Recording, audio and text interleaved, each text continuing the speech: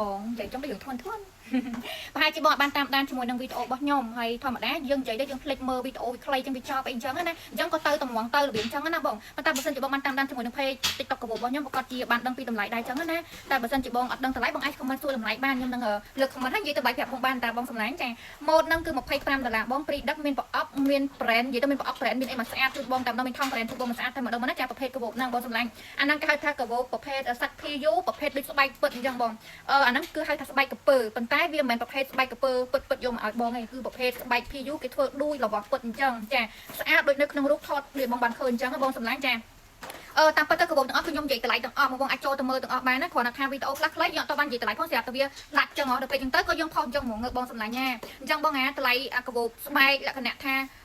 កំពុងតែម៉ាក់3ហ្នឹងបង$25ព្រីសេវាកម្មដឹកមានប្រអប់មានថង brand ជូនបងមកស្អាតណាបងណាចាបងអាចចូលមើលកាបូបទាំងអស់គឺខ្ញុំ review រហូតគ្រាន់តែថាការ review ភ្លាមគឺវាមានតម្លៃចាលក្ខណៈនេះដាក់តម្លៃអញ្ចឹងបងហើយកាបូបនេះដែរគឺយើងមានទៅអស់ប្រហែលប៉ុណ្នេះបងនៅខាងក្រោយដាក់ឲ្យបងមើលអញ្ចឹងធានាថាអាវ៉ាន់ដែលខ្ញុំថតឲ្យបងមើលចាការផ្សព្វផ្សាយរបស់ខ្ញុំគឺស្អាតដូចក្នុងរូបភាព100%ព្រោះអីខាងយើងគឺថតតបតអត់យករូបពីគេបងសម្លាញ់ណាចាអញ្ចឹងបងសិនជាបងចង់បានអាចឆាត់មកបានបងណា$25បងសម្លាញ់ចង់បានប៉ុណ្ណាអាចឆាត់មកបានណាបងណាអរគុណច្រើនបង